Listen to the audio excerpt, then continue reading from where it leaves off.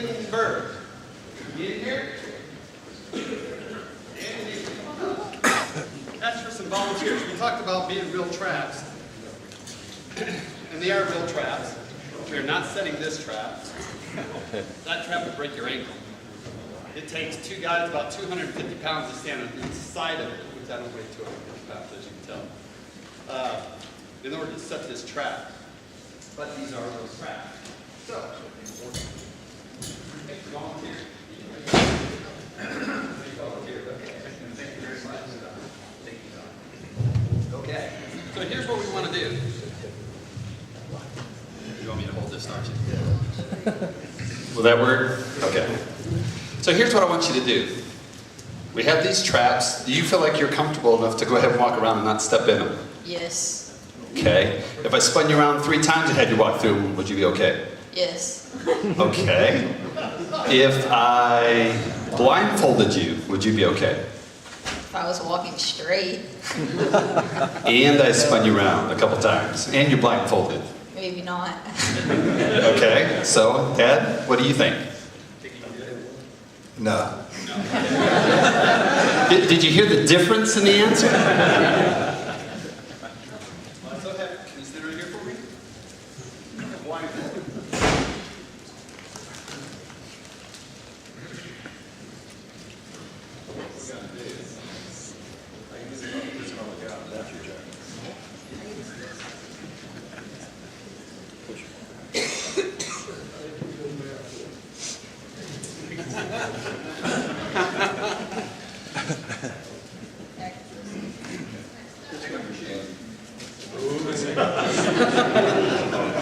Is that better? We're barefooted. Okay, so you step forward and spin around. Close your eyes for a second. Close your eyes for a second. All right. Now. All right, you can't see anymore. That's good. So you can't see anymore. So let's say you start taking a step. Go ahead and start walking the traps. Go ahead and start walking the traps. Where are you going to? Yeah. I've got to pay the bill. Say the first thing. The first thing you said? I said I have to pay the bill when he steps on it. So let's not do that, right? Because I want you to figure out how do you think you can really get through these traps? Walk And how would you do that? with someone instructing me where to walk. Okay, someone instructing you. And anybody like come to mind real quick? My dad. You think? Your dad can help you. Your dad can see things you cannot see. And so, Dad, there's a couple different ways you could lead him here. So how are you going to do that? I want you to lead him around him. How are you going to do that? The easiest way is to go that way. Right. But you have to, isn't that true? But you have to walk through the traps in life as men. I'll give you a hint. You can walk behind him, put your hands on his shoulders. Okay, so that's one way. Come this way.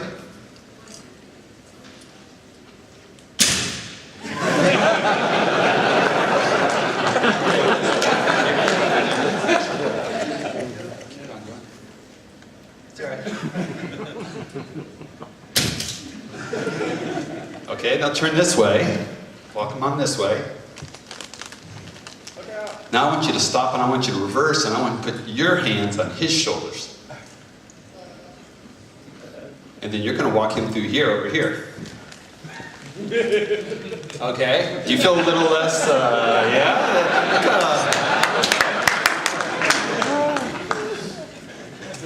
And keep going. Just watch out. And keep going. Keep going. All right, you can stop.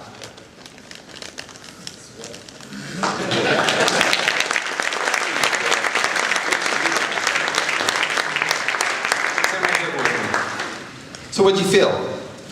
Nothing. Nothing? No traps hit me. Okay. You're right, exactly. But you felt emotions. What kind of emotions were running through your mind? Um, Fear?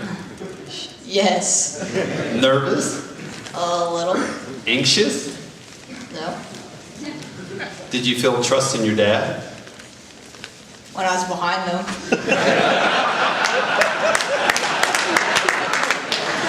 You were now regretting all those things you said earlier, right, about to your dad. That's great. Well, thank you. Give him a round of applause for it.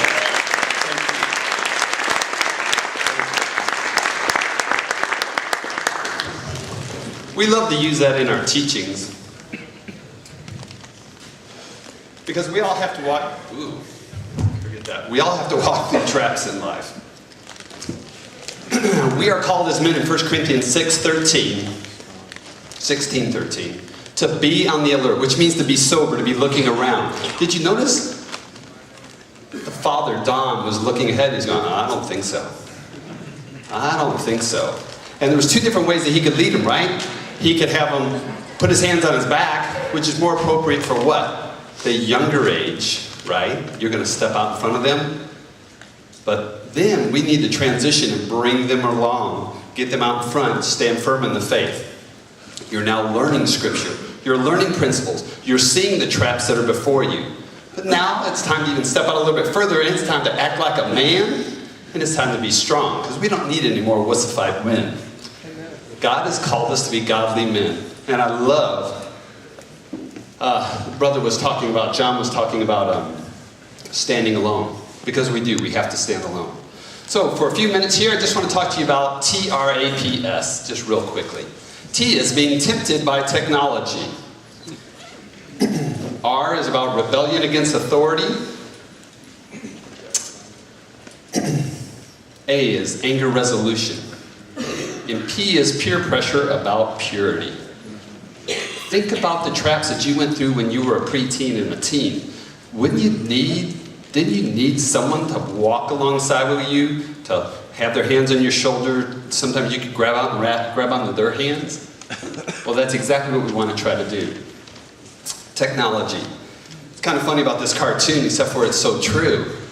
How many of us have ever gone to a restaurant, sat down in a restaurant, saw a family walk in, they don't converse, they sit down at the table, and they all break out their little screens?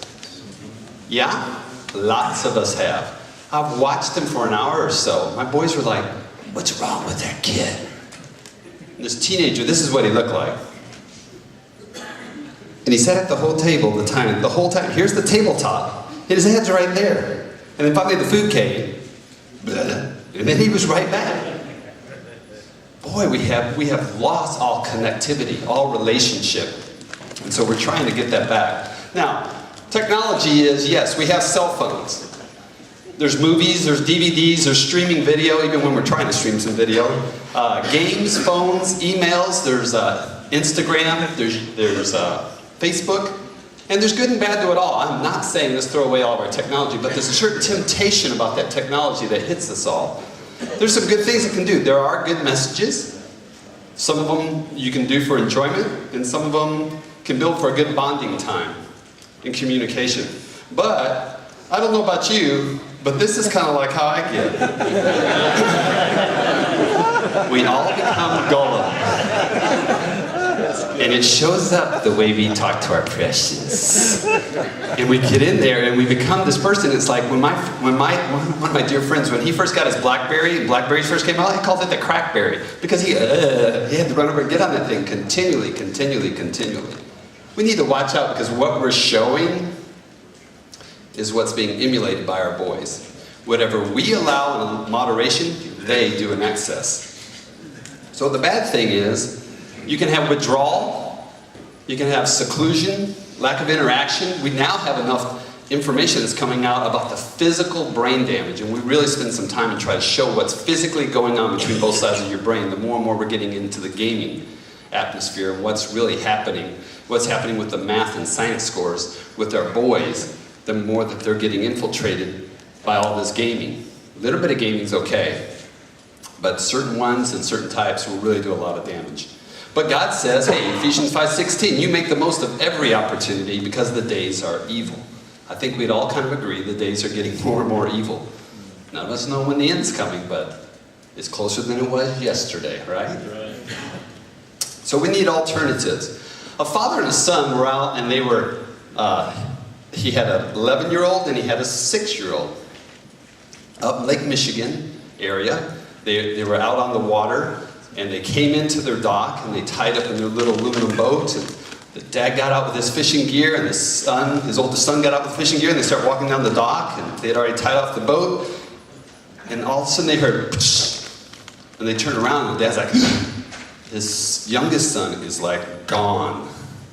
And he comes like all of us would do, right? You go running back over there, and you're looking, and you're calling out, and the dad, with no regard, just jumps into the freezing cold water. He's diving down underneath, comes back up, looks underneath the boat, comes back up. He's like, please God, help me. Where's my son? Goes back down, he decides, I'm gonna go along the dock. And he's going from pylon to pylon, piling to piling, and finally he feels this piling, and he feels his son, grabs his son and kicks as hard as he can, and boom, pulls him out of there. They're both shaking and shivering, throws him up on the dock. He gets on the dock. They all go running up to the boathouse. They get warm clothes on, they get their towels, they're sitting around the fire trying to sip hot coffee and cocoa, sitting there, and he goes, son, what were you thinking? What were you doing down there? He says, I was just holding on, Dad. I'm waiting for you. And that's exactly what's going on with your son. He's waiting for you. He wants time with you. And if you take away technology and you don't replace it with time with Dad, it will then lead to rebellion, which is number 2. Where does rebellion come from? It's the sinful side. It comes up, it's a fleshly part of all of us. I think it's one of the top sins. I hate to kind of say it that way, but just think about it. It comes from the father of all lies. He was the prideful one in heaven. He decided, I can take this. I can take this away and I can have all the glory of God. I think that's why it shows up so bad. Well, what we need to do is teach our sons about parachutes. And we love talking to them about this point because they need to understand that God has put inside of them these incredible chemicals, and these changes are going through body, and they're starting to grow hair, and they're starting to get all kinds of acne, and all these things are changing, right? And it's like, this is part of the process. You're being launched out into a man, but let me warn you now, before all that happens, Satan's going to try to bring a forfeit, a counterfeit, before the real thing happens. And so sometimes you're going to feel like you want to bolt and get out from underneath our authority. That is the bad news, because you get out underneath that umbrella of protection. And so we try to show them, well, how does a parachute work? Well, kind of easy. When you get out, you pull the ripcord and you're connected to your parachute, you're fine. But if you're above the parachute, bad news, you're going straight through. If you're too far below and you're disconnected, you're going down. If you're, say, 15 feet off to the right, guess what? You're going down, right? You have to remain connected. And so we want to show them about, look, this is for your protection to stay underneath the umbrella and stay hooked to your dad and talk to him. It takes communication, which is a little bit hard for men. We have our 1,500 words a day. We blew through that before noon, so by the time we get home, we don't have very much to offer to our wife and our girls and our boys. But he needs that time with you. And then, there's got to be some rules, right? And obviously, we're talking about boys, so we need some correction. Just right off the bat, it's going to happen, right? We all are testing the limits. Our boys almost run around in their mind, checking every window and checking every door all the time to make sure. Is everything locked up? Do I feel secure? Or do I want to get out? Then it takes correction from our instruction that we've given them. But with that comes incredible blessing. When your boy is being obedient, and then he messes up, and there's restoration and repentance, then you start trusting him more, and you start getting him more things, and you're providing for him, to where actually he ends up with more freedom. And they need to have that lesson. He says in Proverbs 14:15, a childish person believes anything, but a wise man thinks about how he lives. Paul says in 1 Corinthians 16:13, hey, when I became a man, I put all these childish things behind me. We need to help our boys in order to put the childish things behind them. The third trap is about anger. I wanted to share this story with you, how I really messed up. I'll do it in the upstairs class. Anger is all about passion. It's from the word orge, and it's excitement of the mind, is violent passion. You're like, ooh, that's very similar to the word orgy. Yes, it is. They're twin cousins of each other. That's where the twin cousin of lust, they come out. Think about it. It's violent passion. It's passion that ends up coming out. But God tells us to take every thought captive. Every thought captive. We need to teach our boys that strong emotional responses to something that goes wrong is not sin. Because he says in Ephesians 4:26, be angry and yet do not sin. See, we start getting upset, but what are we going to do about that? How do we handle that? What does God want us to do? See, you don't, I hate classes called anger management. You don't manage a monster. You resolve it. How do we resolve that? How do we work through that? Well, one of the things is you can trace your emotion, that anger, back to the last time. God, show me. When did I feel like this before? God, show me. When did I... And usually it'll go back to their young boy and they feel something and something didn't get resolved, and we need the Lord to resolve that out for us. We can then go back and correct it past the fence. If you did something wrong and you have the opportunity, you can make it all right. The other thing is, and this is a hard one, to thank God in all things. You know, it's real easy to thank God when things are going great. It's really hard to thank God when things are going wrong. And that's one of the things. Why am I getting angry about this? No, God's trying to teach me something. I need to wait. I need to submit to my dad. I need to stay underneath his authority and work with him for my release. That's going to happen. And then I wanted to give you just this part that you can take home to your troop, and on your next campfire, use this, because the boys will get it. When someone does something to you and you react to them and you feel that, it's just like lighting a match. But then whenever sorry about that. Then whenever you rehearse that, you're kind of playing it over and over in your mind, you're kind of, oh, well, this is what they meant, this is what they did. This is what they actually said. I heard that tone in their voice, and I saw the look on their face. It's like, now I've built a small fire. I've got it going a little bit more. I applied the match. But then whenever I get to the next one, I start telling somebody else about it. Oh, you know how Johnny treated me? And I go through and I start doing all these things. Now I'm starting to feed that fire. Until finally the worst one is we end up rejecting that person.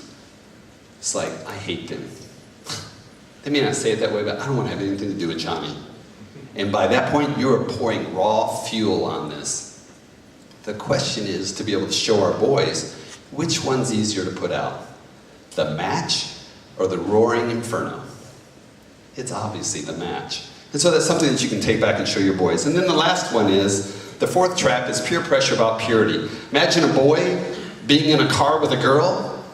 He's a teenager, he's been driving, he's alone with her, he's starting to feel feelings for her. His emotions are raging, perhaps he's kissing her, maybe he's starting touching her and go, ooh, I shouldn't be doing this. I know deep down this is wrong.